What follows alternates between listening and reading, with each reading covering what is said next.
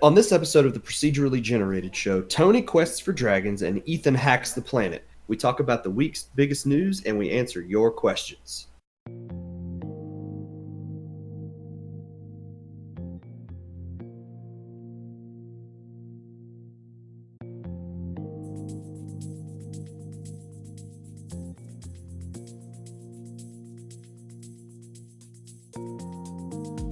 Well, howdy, everybody. Welcome to the Procedurally Generated Show. I'm your host, Tony, and joining me this week, I've got Ethan. Hi, Tony. What's going on, sir? Not much. How are you doing? Oh, pretty good. I saw the Avengers movie today, so Nice. I've caught up to the MCU. Well, that's not entirely true because I haven't seen Spider-Man. So I'm not completely caught up to the MCU. Getting there, though. And I better watch it before he disappears again. Oh, gosh. Before we get to Spider-Man, the fourth Spider-Man. Spider-Man and Venom. That's what it's going to be. Another darker, edgier Spider-Man. Who dances. You can't have Spider-Man without dancing. Did you see that video where it's Tobey Maguire having the dance-off with Star-Lord for the Power Stone? No, I haven't seen that. It's a stupid but really great little edit where it's at that part in Guardians of the Galaxy right there at the end, and he's like, "Me and you dance off." And he's like, tosses it over to Toby. He's like, "All right, taking it back." They just go back and forth between they do that of the movies. back. Yeah, they go back. Well, it's not so much clips. Like they edited Toby out of Spider-Man 3 and put him into where Gamora would be standing, so she's not there at all. And then they they have Toby end up catching the crystal or the power the Infinity Stone. There we go. Got the name right finally. And he does like a throw or something, and he saves the day. It was kind of funny. Or no, he threw a bomb, blows up the hammer, catches the crystal before Star-Lord can, and then he's like, has that look of like ultimate power. My question's going to be: is Sony going to reboot Spider-Man again, and we get another origin story? I'm so sick of origin stories. Just have do like what Insomniac did. Wait a minute. Okay, I got a breaking news story, Tony. Okay. So Sony bought or acquired Insomniac Games. Insomniac Games made the awesome Spider-Man game on PS4. They have something they can work with plot-wise there, because those guys made a really awesome Spider-Man game, and it wasn't an origin story. It was like 8 years after, or Parker's already been Spider-Man for like 8 years, so he knows what he's doing. It's like, all right, we can go with an adult Spider-Man in this, who's just living his daily life, trying to do stuff, and then stuff happens around him. Yeah. That's what I want. I think we really need to stop with Spider-Man origin stories and just do something like that and have a Spider-Man, because everybody Let knows Uncle the Spider-Man Ben origin rest in story. peace. No kidding. The man's died so many times. Oh, so. But keep the same Jonah Jameson that you've had through all the movies. That guy's amazing. He is the best. I don't know if he's like the same Jonah one in Jameson. each one, but keep him. In the trilogy, he was for sure, but I don't know if he's been. Spoiler that I'm about to mention to Tony. So if you don't want spoilers on the Spider-Man Far From Home, skip ahead 15 seconds starting now. At the end of Spider-Man 1, there's the 2 secret endings or whatever, and Jonah Jameson shows up in there. Really? Yes, and I guess he's the same one from the other movies, so that's why I was really hyped about that. I don't know. I'd have to It was go very and look him brief, up on- and I was like, okay, I need to get home, but this is awesome. All right, cool. Like, Cave Johnson is the best J. Jonah Jameson, hands down. Oh, yeah, that's spot on. So That's J. Jonah Jameson with too much power. yes, exactly. Cave Johnson is J. Jonah Jameson after he got bit by a radioactive spider, and instead of getting spider powers, just went insane and made killer AI. So Ooh. That. Hmm. Yeah. Okay. So there you go. That is the story of the next Spider-Man movie, right there. So I'm looking up who played Jameson. I don't know in the news in the MCU Spider-Mans. Couldn't tell you. Um, while you're doing that, talk a little bit about hacking the planet. How did you hack the planet? I mean, I can talk about that, or I can look this up. I can't do both. I Well, can't I even don't know. do. I can't even have this conversation and look this up. I don't know what I'm doing. So, so yeah, that's a thing. All Well, look right. it up. And while you're doing that, I looked up Sputterman. So now Mr. Potato Head Spider-Man crossover is going to happen. Oh gosh. That's what. Oh, that's what we had the Spider Verse for, so we can have that. No, we had Spider Ham in that one. Yeah, but I'm saying that's what we have the Spider Verse. The Spider Verse is Okay. all of them converging together. Oh man, It, I want to see a Sputterman movie now. he accidentally gets turned into French fries. Oh my. Yeah, that would be bad. Uh, Well, while you're doing that, no, I can talk. I can talk. okay. Uh, okay, hack the. Okay, there. Okay, that's what it was. So I didn't really play too much this week, so instead I figured I would talk about the two big things I did gaming related. Uh-huh. Quick one was Destiny 2 got its cross save turned on Wednesday. Okay, so this is prepping for the game to go free to play and all the other stuff. Game going free to play, leaving BattleNet, coming to Steam, which that was part of this. And Google Stadia. Eventually, Google Stadia, and so the main part was the if you have it on BattleNet. This is to get your save data moved over to Steam, so whenever it's ready, because it's not staying on BattleNet. So Hmm. I've been wondering about how that works. That's just going to transfer right over. No big deal. Great. The other part you had to go and sign up on is very similar, and it's you authenticate all your accounts so that way you know that they know which ones you want to be able to transfer to and from.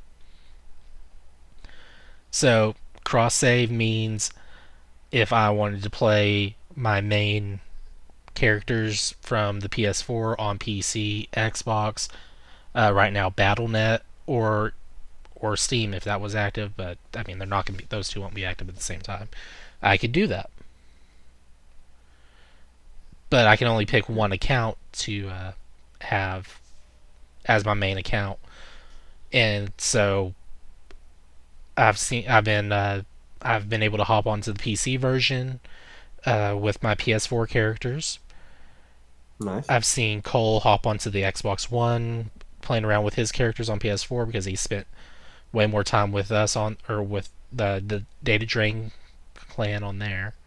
So he kind of fell off of the off. He kind of fell off on the Xbox side because we kept bringing him back in further and further, and so Yeah. he has old clan mates on there that he's I'm sure that he's teamed up with and shown off what he's accomplished since then. And even saw Brandon come over from the PC side, and he was on PS4, so that was pretty cool. Nice. Uh, I really wish Warframe would situate and solve their issues and allow Cross you to save. carry your player across to other things and finally let you combine your Switch and PS4 accounts so I could do that Switch, PS4, and PC would be best for me. and at least either let me move my Switch character over to the PS4 and get rid of the PS4 character or combine them because I did pick different Warframes to start off with on the PS4 and the Switch. So, and I'm perfectly fine losing the PS4 character. I didn't play the game that much on PS4, but I If put a ton of time in Switch. I'm kind of hoping they take a look at what Destiny is doing, where you can select the account that you want to play on, so you can play it on any of the systems. You just log in, you're good to go. Yeah. The only downside is I can go and take away, or I can turn off the cross save, whatever, on there, so I can get my original characters back on whatever system were looking at the time. But I won't be able to turn that back on for 3 months. Wow. So that, I mean, that I can kind of see the security requirement behind that. They'll Yeah. probably lighten up with that after a while, but maybe not. So many games anymore that are that cross platform like that, that release on different platforms are getting, jumping on that, log into one account, play that account, whichever system you're playing on. Um, which makes it really nice because a lot of people do have multiple systems and don't always play the game on the same system all the time, Right. but don't want to have to keep two save files or whatever. And since most everything is connected to the internet anymore, it makes sense to at least, ping the server, get your character, and then play the game. One thing that I wish Bungie would do, because the main problem with the cross save is I own all the content on PS4. Mm-hmm. I own the base game on Xbox One. Yeah. I own the first two expansions on the PC version at right now. So if I bring my Yes. PS4 character over to Xbox, I can't play anything but the base game right now. Yeah. There's potentially a lot of stuff that you wouldn't have access to on one system that can Content go on wise, I the wouldn't other have one. access to much at all. Even though I would be a max level character wearing armor that's only accessible from new stuff. Mhm. So they need to do something where you're buying the content and registering it directly through their website so that way that goes to your account and filters down to everything. Yeah. But that's not the case, and I'm not about to drop 20, $30 or whatever just so I can have access to this on PC at the moment because that content's going to go free to play anyway, so no point in wasting money on that. Just I guess, wait it out for a month. it's easier to do with free to play games like Fortnite and Dauntless, Paladins, things like that, where all of the actual game content is free. The only thing you're doing is buying cosmetics, um, and that stuff can transfer from one system to the other or whatever. Or you don't have to have the cosmetic stuff on one system compared to the other. But I'm glad some games do allow you, even if there's platform specific stuff. Like there's stuff on my Fortnite account that I can use on my PlayStation but can't use on my Switch because it's PlayStation Plus exclusive items or something, and that's fine. Yeah, and I've like Square Enix has done this the same thing that we're talking about right now, where if you don't own that content on the PS4 version of Final Fantasy 14, you can't access it even though you have it on PC. Yeah, So I don't know why no one's gone through the process of saying if they just register this through our site, it filters into their accounts. Let's do that instead. yeah. It it would make way more sense on there, and content would be eh, it'd be something for them to figure out, not me. I'm just coming I up with think the idea. as we get more and more connected with games and systems, and the system you play something on is less and less relevant, stuff like that's going to happen more and more. So we're going to get to that point where even if a game is available on 5 different platforms, your account is not on that system. Your account is up in the cloud somewhere on the game's servers, and the game is going to connect to that, pull all of your content that you have, and then pull it down to whatever version of the game you happen to be playing. Maybe So one day. that one console future is getting closer and closer. Even if it's not, you know, one actual console, but everybody like VCRs and DVD players and stuff. There's a bunch of different companies making the platforms that you're playing it on, but that platform is virtually irrelevant. Well said. So, so what else you been playing? Okay, so got the cross save stuff done. Like like I said, fun stuff there, right? But aside from some coding for something buzzer related that Tony is aware of, which Yes, I by the am. way, that's not going well at all. I can't figure out the problem with that.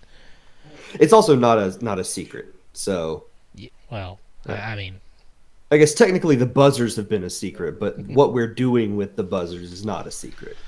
okay. So I got the game show buzzers from what's that game? Where is it? The Buzz Mega PS2 Quiz, is that what it was? PS2 game called Buzz, the Mega Quiz. Yeah. So I got 4 wired buzz controllers, and I'm trying to program them to work with a Raspberry Pi, which that's working just fine. It's Mm-hmm. just the code itself for the lockout system isn't functioning. Mm-hmm. And once I can get the quiz to run, but then the buzzers don't work. And so if someone's familiar with coding and wants to help me with that, what was the? It was oh, what was it, Tony? It was started with a P, didn't it? What? The code you're using? Yes, Python. Python. So if someone's familiar with that, uh, send me a message on the Facebook group, and we'll talk. Okay. But the actual hacking is the PS1 Mini or PS1 Classic Mini. Okay. So you've got one of these tiny PlayStations. I've had it since launch for the full price. Don't laugh at me. I I have not seen one on store shelves for $20 yet, or I'd probably own one as well. I think they're 35 right now. So But I've had this thing sitting just on the shelf with the other minis, consoles, yeah, but whatever. like every mini system, you're not content with having just the games that come on the system. Exactly. So I took it upon myself to download my old library, which a lot of my games are scratched and mostly destroyed, so Mm-hmm. it took some work. But Weren't PS1 games pretty easy to scratch? they were so weak. Yeah. Either that or I got better with CDs as I got older, or both. It's probably a combination of the two. So I downloaded basically my entire library from growing up from when I got a PlayStation 1. And I spent, oh god, it was 88 gigabytes of compressed data. Wow. And so I'm installing all of that onto a flash drive that goes into the port 2 slot on the mini console. And I'm running uh, uh, I think it's called Auto Bleem is what it is. Before that, I was running Bleem Sync, and that that was horrible. That's like the first hit for everything that to do this install stuff with, and Mm-hmm. people are just talking about it left and right, and it's like there is nothing but problems. And when it worked, but after it stopped working, it just kept not working. But since I switched over to this Auto Bleem, it has been flawless. So it doesn't look as good as the Bleem Sync on the OS side, but it functions, and that's more than I can ask for. That's really the most important part. Yeah. What the Bleem Sync one had me plugging the system into the computer with the, the memory stick in there Mm-hmm. after it's already done the thing, and then it would have me go to a website, and the website was pinging the game console through the USB port, and then the game console kept just resetting on me. And then I couldn't. Then it wouldn't register that I've gone to that site or anything, so I couldn't upload anything to it. Whereas the Auto Bleem, you just do it directly through the memory stick on there on your PC, and Yeah. either way, You they're know, both I very time-consuming I processes. have to say, I think the NES Classic and the SNES Classic have had the best UIs of any of the systems that I've seen. They're all right. I I mean, really they're like those. all essentially it's game in the center of the screen. You hit left and right, and you just cycle through the list. Yeah. What I'd really like, and maybe this is just, I'd really like this in theory, is that idea of your games being on a shelf and you seeing the spines of the games like you would actually. And then as you click the games, they come off the shelf, and you then see the front cover and any of the information about the game. Oh, you mean like that, like the Sega Classics collection? They are doing that with that, aren't they? Yeah, because they've already done it for Steam. Because I you go haven't into seen. the, I'm looking for the actual name of it. Give me a second. Sega Mega Drive and Genesis Classics. What it Okay. does, it gives you a three-dimensional view of your quote-unquote bedroom with a bunch of Sonic memorabilia. Hmm. And then there's a shelf with all the games that you can purchase on there and all the mods or custom games that you can install on there, which Sega fully supports. And you look at the spines, you pick the game you want, and it pops it out and it's like, this is Sonic the Hedgehog 3, blah, blah, blah, blah, blah. Yeah. And then it puts I it in don't the really game need the console and you play it. I don't really need the 3D render of the room. I just want the shelf. Well, I mean, it's all their menu options are based on the 3D Okay. render. Okay. And apparently that's VR compatible now, too.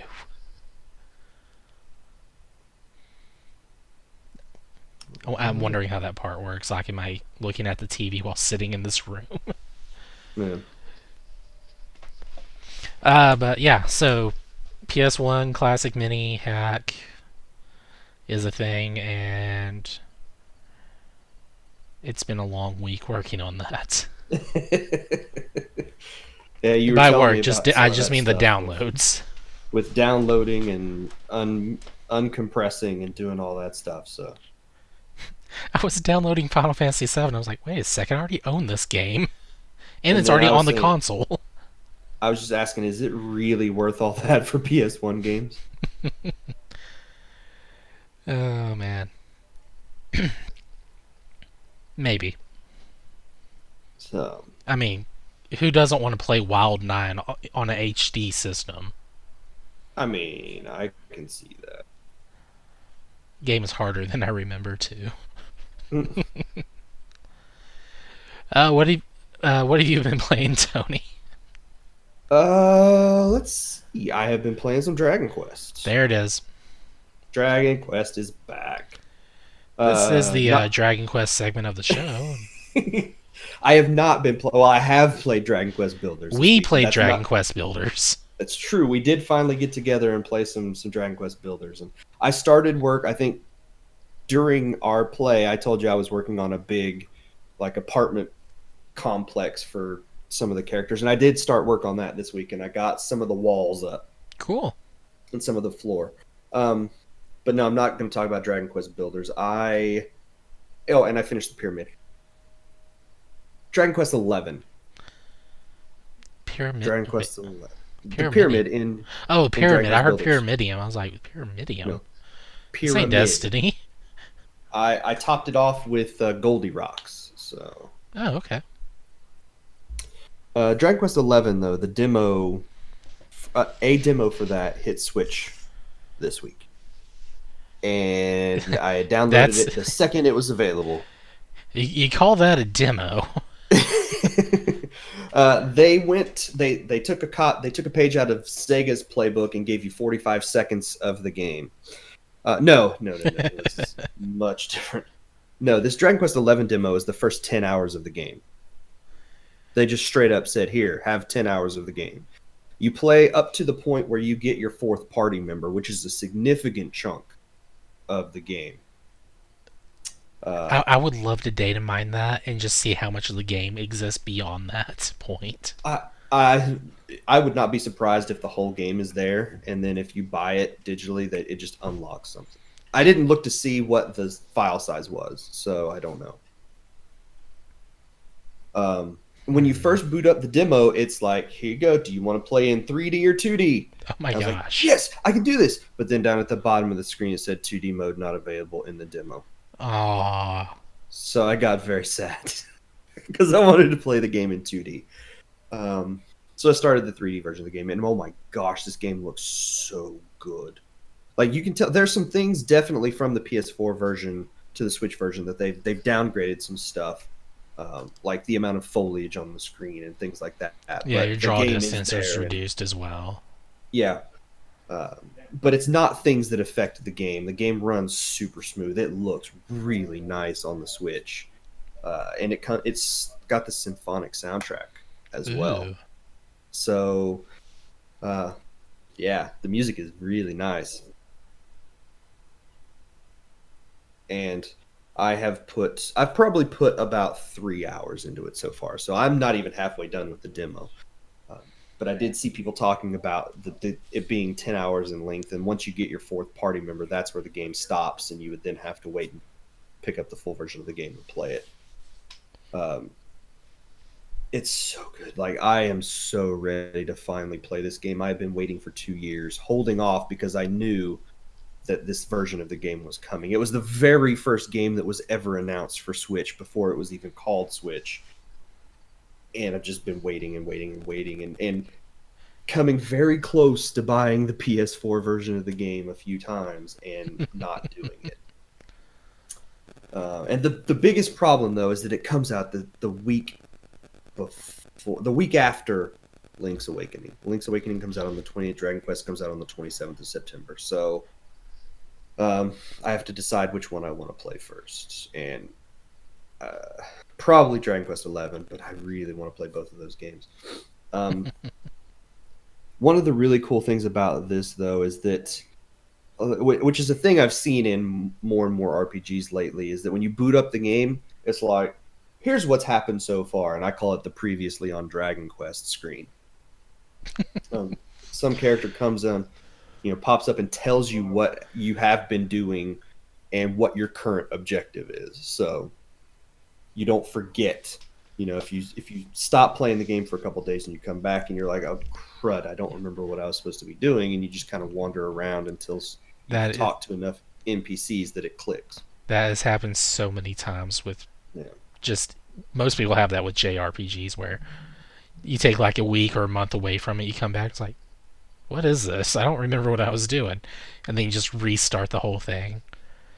I think I got to disc 3 of Final Fantasy 8 like 5 times at this point, and just was like, I'm gonna take a break and come back. And Yeah. it's like, yeah, let's restart.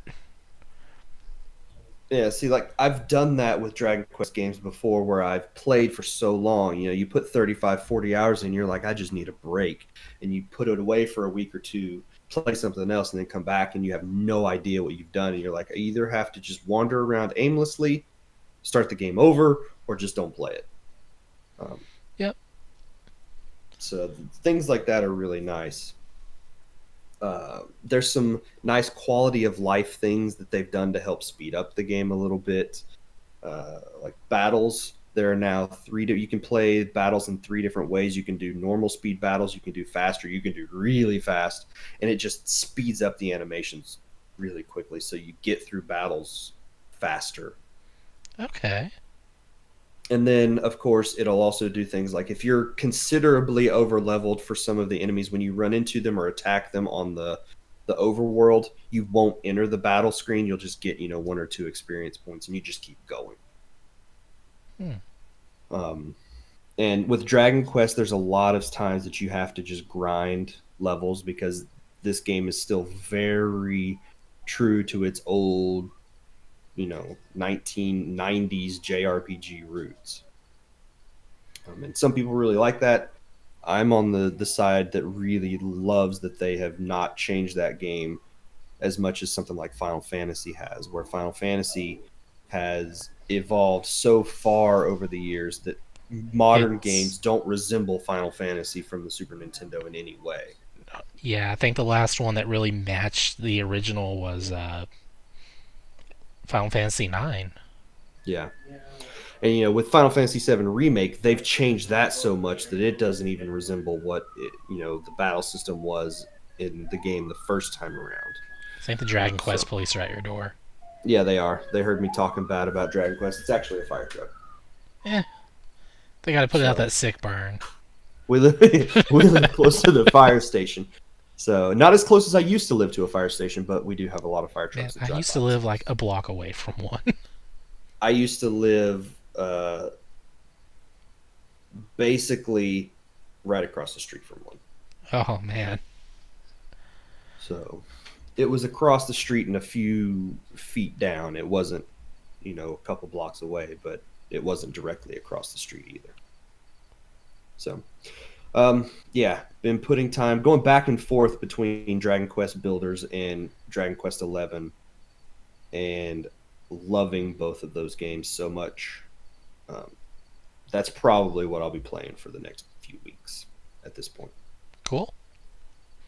So We'll have a lot of Dragon Quest to still talk about, especially when I get around to exactly. playing 11.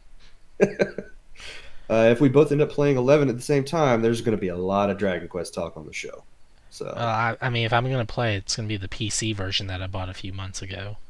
people are going to get tired of listening to Dragon Quest talk after a while. But let's take a quick break. We will come back and we will talk about the news.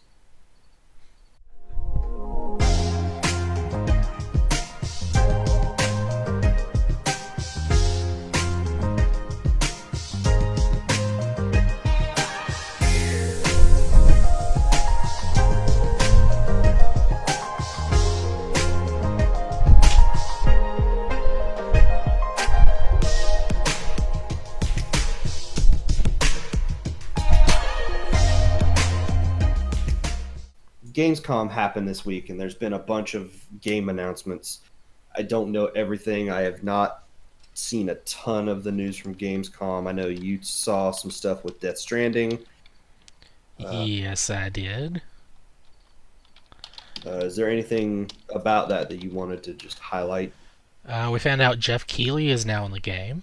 He is a hologram, or is he actually just I another think he's a character? person. I don't. It's all speculation right now, but I'm thinking he might be a person, and he's just talking from a safe location Okay. while that's the delivery point or whatever. And of course, the internet went crazy with that and put his hologram into a ton of different things. The first thing I saw was like Star Wars Oh with the gosh, holograms of Yoda and Darth Vader. I knew exactly what you were about to say. So I saw some of him being, photoshopped into that. This game is just getting weirder and weirder, though. Like, I have no idea what is going on with this at all. Um, I do know it's like the baby will actually cry, and you have to calm it down now. Yeah, like Yoshi's Island style. Is that what we're? Yeah, so he starts crying, and you gotta calm him down. It's like, are toadies gonna show up and take him away? I apparently there was two other trailers. I haven't been able to find them because people were talking about this character called Mama on there, and it's like, okay, I've seen the screenshots, but where's the trailer? Hmm. But I mean, other than just knowing that there's two other trailers out there somewhere, uh, Yeah. this was uh, an actual decent little look at some of the gameplay. Okay.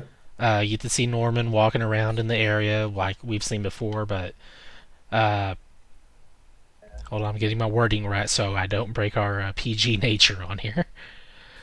He had to relieve. He had to get rid of. Hmm, there was urination in the video. That's what I was gonna say. There Yeah. we go. That's the word I was stuck on. I was like, how do I say this without sounding too bad? But I So, think Kojima did say you're not gonna see anything, so stop asking. well, I mean, if it comes out on PC, which might happen, I'm sure someone will find a way to swing that camera around. Oh, probably. I mean, Probably. they found a way on Metal Gear Solid 2, and that was all a Ken doll on that one. But apparently, he said that can be used in battle somehow. So I'm interested in how that's going to work out. Uh, but Okay. but we got to see the extendy ladder being used, as Okay. I'm going to call it for the moment, and then the talk with Jeff Keighley, and then him putting his weird dog tags into a thing and getting elevated in the air briefly, Yeah. and then of course falling off the cliff, and then the baby crying. Cry, cry, cry. It did. cry. The only thing I really paid attention to from Gamescom was a couple of big Nintendo presentations where they showed off Luigi's Mansion 3. Mm-hmm. I watched about 5 minutes of that because I have gone into Luigi's Mansion Blackout. I don't want to see any more about it. They don't have to sell me on Luigi's Mansion 3. They've got my money already. Well, not technically yet because I haven't pre-ordered the game, but I'll be doing that soon. Um, so I watched 5 minutes of that. They showed off a garden area in that. Yeah, that was part of the So announcement. Was the some garden? yeah, so that looked pretty interesting. And then I did watch some of. They showed like 20 minutes of Link's Awakening gameplay, some more stuff with the create a dungeon thing, which looks really nice. That looks like it's going to be some like a puzzle game type thing, where they give you things that you need to have accomplished in the dungeon that you're creating. Uh, but aside from those bullet points, they're like, here, you make the dungeon. It just has to have these things in it. So It's gonna be that looks interesting to really see nice. the dungeons that people will be making in that. Yeah. And I love the visual style of this game. Like I really do. It is a nice um, upgrade of those 2D sprites, keeping true to those while still bringing the game into 3D. Um, and I really like the blur effect they do around the edges of the screen. I think I, it looks really nice. it's gonna take me a while to adjust to that blur. Oh, it definitely is because you're very used to that game. You know, you hit the edge of the screen, it slides over.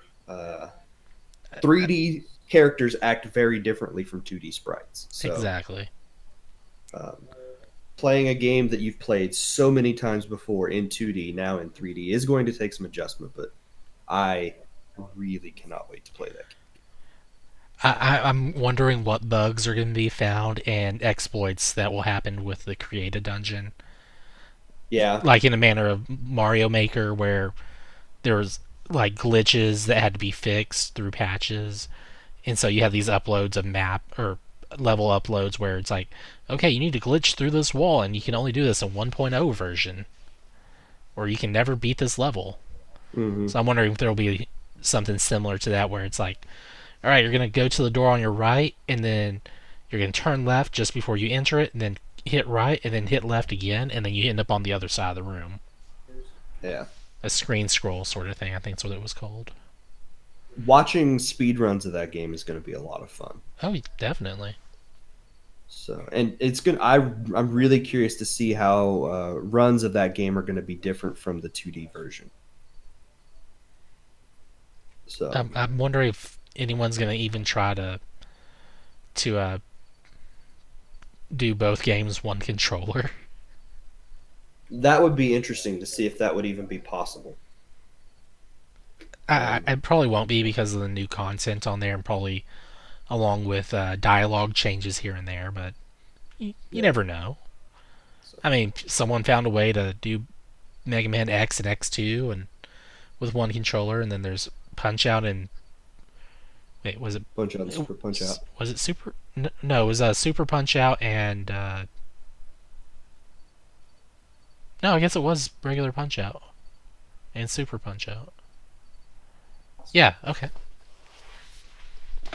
Also, this weekend, Capcom announced they are bringing Mega Man Wily Wars to North America. Sweet. Um, It's only been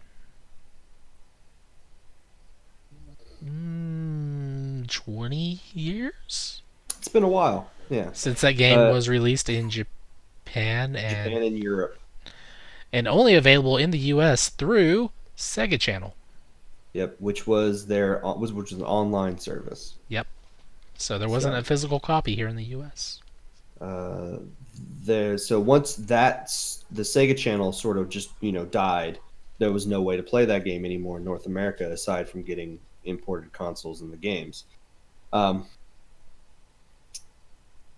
but Capcom has announced that they are going to be bringing a physical version of Wily Wars. And for people that don't know what Wily Wars is, it's a remixed version of some of the original NES games. Yep. So It's kind of, I think it involves some different bosses that you'll encounter and different abilities or something. And yeah, I'm, it I'm also got rid of the password system in favor of an actual save file. Really? Yep. That's crazy. So there you go. Do we That know will how be much that's going coming. to run people? No, I have not seen anything on price or releasing yet. Oh, So jeez. uh, let me just do a quick search of that and make sure.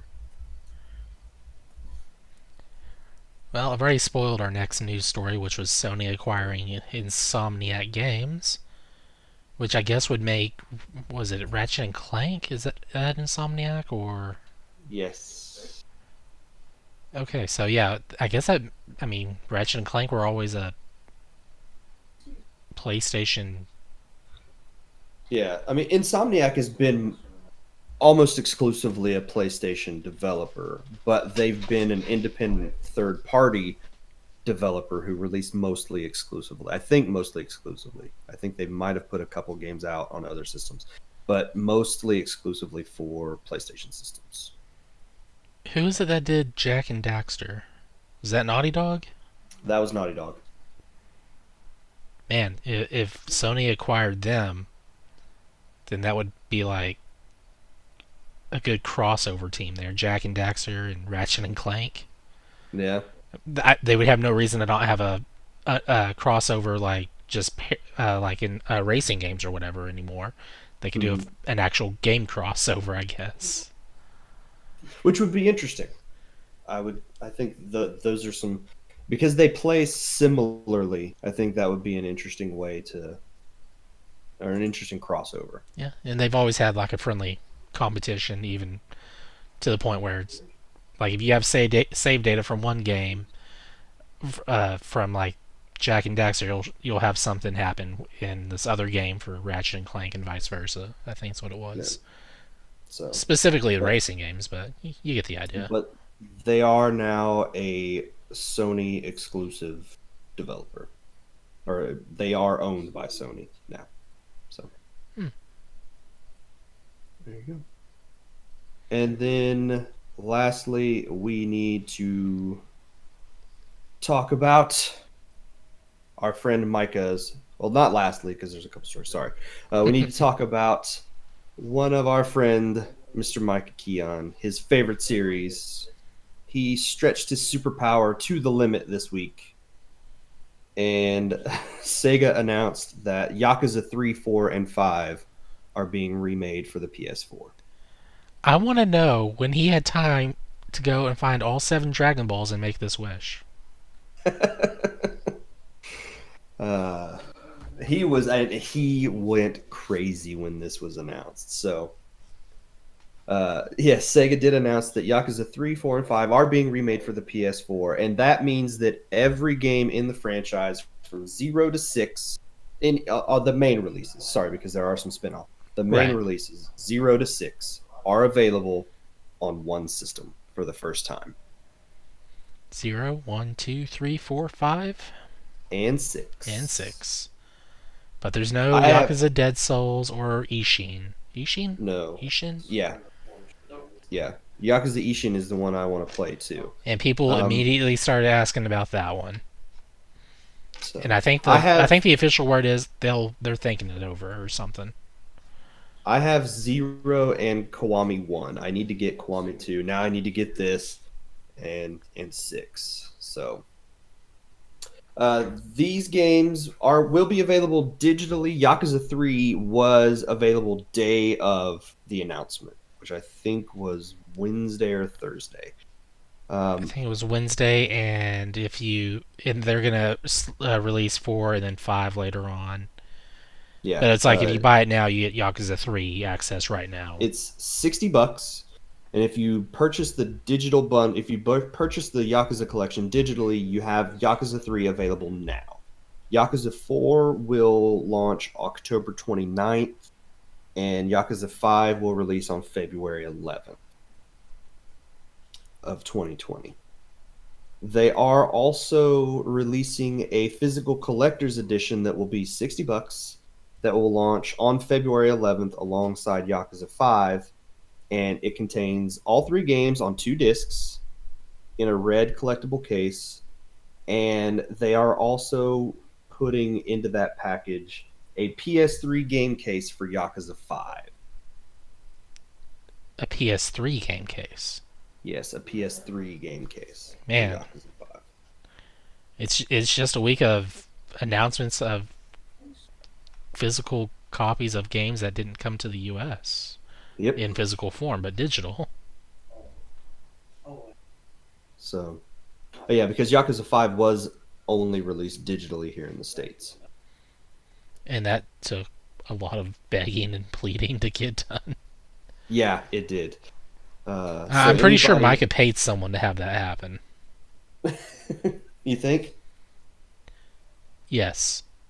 So, oh yeah, so that was a very exciting announcement for a lot of people because See, he just wanted us to I think he was taking Japanese classes, what he was so he could play Yakuza 5. His idea was to learn enough Japanese, get on board with insiders, so he can go to Japan and go and talk to his friends that he's made in Yakuza, like Japanese Yakuza, not the game Yakuza, so they can yeah. go and threaten Sega and be like, "Hey, hook our buddy up here." That's probably not true. Just saying. He's not here to deny it, so So yes, all six Yakuza games, all seven, sorry, Yakuza games are available, will be available on the PS4 for the first time.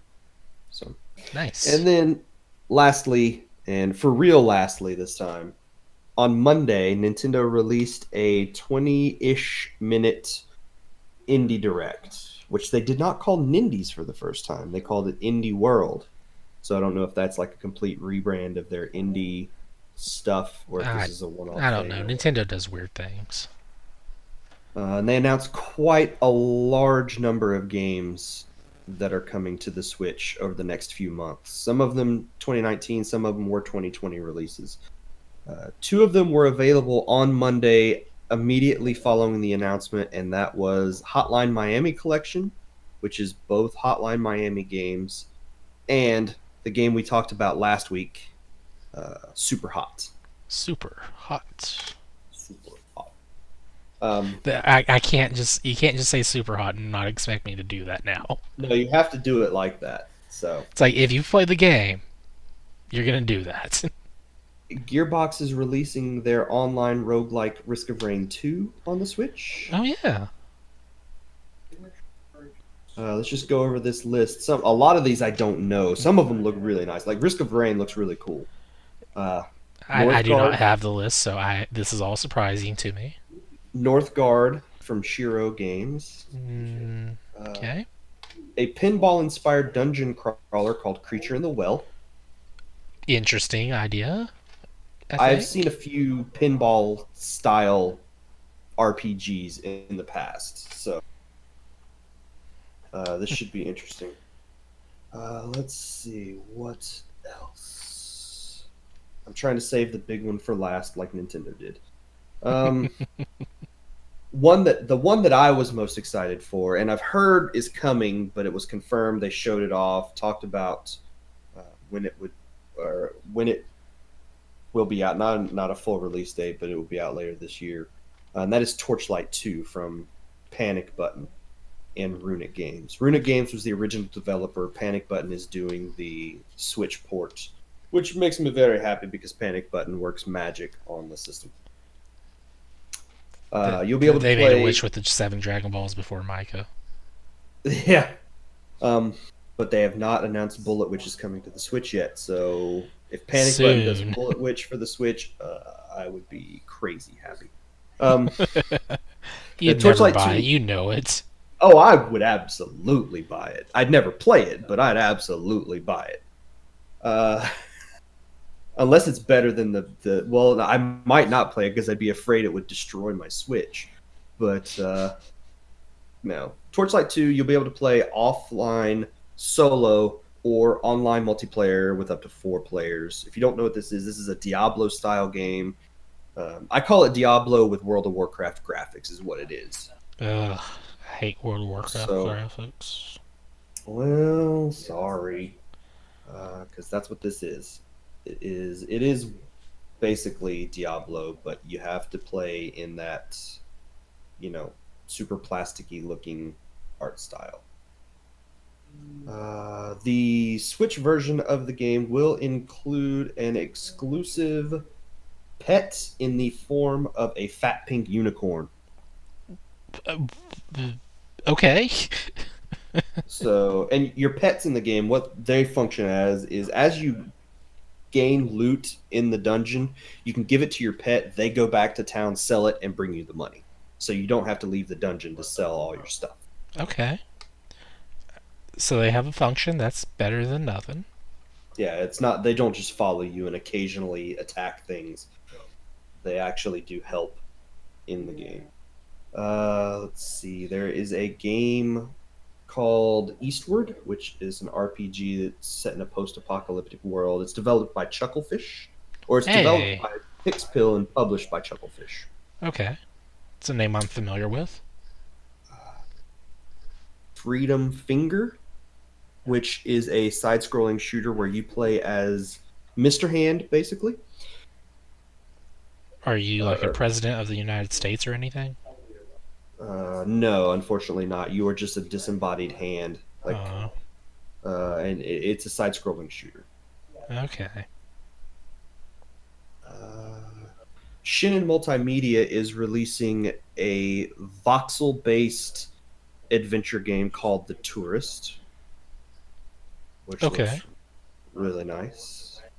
Uh, there is a game called Skellboy, which is, I think it's 2D hand-drawn hack and slash, where you play as one of the most adorable skeletons that has ever been on a video game system ever.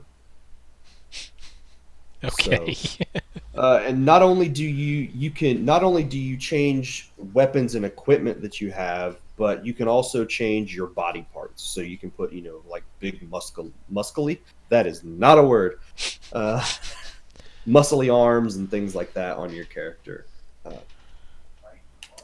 that'll be out It's on just plug and play. December 3rd. Basically, yes. Uh, there is a game called, it's not called Roki, but I don't remember how it's pronounced. It's a Scandinavian game, and they say it on the trailer, but I don't remember how it is. It's spelled Roki, but they pronounce it like Roku or Roko or something like that. I don't remember exactly. Okay. But that is a dark contemporary fairy tale, according to the press release. Hmm. It looks interesting. Europa. I'm trying to remember what Europa is. It's a country. No, no, it would be a continent, not a country. Uh, Oh, really? I thought it was just a mispronunciation of a video game, no, Europa is like the way, a way that some people pronounce Europe. which is a Uh, continent, not a country. that is true. I learned Let's something. see. Some other games. Cat Quest 2 will be out this fall. Trine 4 will be out in sometime. Oh, it doesn't say. I was looking at a different one. I thought it was September, but that's the next game. There is a game called One Finger Death Punch 2. Hey, One Finger Death Punch 2 neat. will be out in December. What the Golf, which is like a physics based golf game. It looks to me like Human Fall Flat, only you're playing golf with physics and not just playing around in the world. Munchkin is getting a release on the Switch. Is this like the digital card game or something? It looks like an RPG based off of the card game. Oh, okay. That might be fun. There is a company called Easy Day Studios, which is releasing Skater XL, which looks like Skate. Hmm. So that'll be out November. Oh no, sorry, in 2020. I'm misreading the press release. I thought Nintendo said November, but no. So 2020 for that. Chromatic Games is releasing Dungeon Defenders Awakened, which is a remake of the first Dungeon Defenders game with Okay. four player split screen. That'll be out in February. It looks like it's the first game with the updated art style from Dungeon Defenders 2, which was a free to play game on like PS4 and Steam. It Wait, is wait, wait. a Dungeon Defenders 2? No, it wasn't free. Dungeon Defenders 2 is free to play on PS4. Weird. I could have sworn I had to buy a copy, or Jason bought me a copy. So, and those are tower defense games that mix real-time action RPG elements into that. So you have waves of enemies that come by, you set up towers and things like that, but then your character can run around Yep. and help fight off the waves of enemies that are coming in. It can get very chaotic at times. And that is going to be a timed exclusive for the Switch when it launches in February. So that will probably come to other consoles later in the year. And then they ended the Indie World presentation with the worst kept secret, and that is that Ori and the Blind Forest is coming to the Switch. I know a lot of people are really excited for this. This is that Microsoft owned or Microsoft published game coming to the Switch, and I have never played it, so if I do, this will be the first time I touch this game. There's just that awkward silence after I go, towards the Well, game. I was coughing and had the mic muted. So Thought you were like in a panic. It's like, oh crud. it's like, you don't like this game. What are we gonna do? No. So it is. People beautiful. like the game. I see the appeal of it. It's just I have no interest in playing it. But you know, as like I said, I see the appeal that people would have for it. I'd rather watch a speed run of it myself because there's tech in the game for that to be very entertaining. Yeah. Okay. So, but that will be it for the news. So, let's move on to listener feedback. And our first one this week comes from Chris via Facebook, who wants to know who's picking up Wreckfest. And I looked this up. I have no idea what this was. If he's talking about the game I saw, it came out in 2018. So I don't know why we'd just be talking about it now. So I have no idea what this is, Chris. You'll have to tell me. I've never heard of it. I don't either. And then he wants to know if I've been following NASCAR Heat 4 at all. He thinks it looks great, and that after 4 years, they're finally getting those games to where they need to be. I have seen a little bit of footage for it. I love NASCAR, and I have all 3 of the first 3 Heat games that have come out over the last few years. I will definitely be picking up NASCAR Heat 4. I've seen a couple small videos for it, but I haven't seen a ton of footage for it. The stuff I've seen looks really nice. I played more of NASCAR Heat 2 than I did NASCAR Heat 3. I didn't like some of the dirt track stuff that was in NASCAR Heat 3 that you had to get through. So I haven't played that one as much as any of the other ones. But yeah, I will definitely be picking this up. Love these games. So what about you? You going to pick up NASCAR Heat 4? Nope. Do some online turn left with us?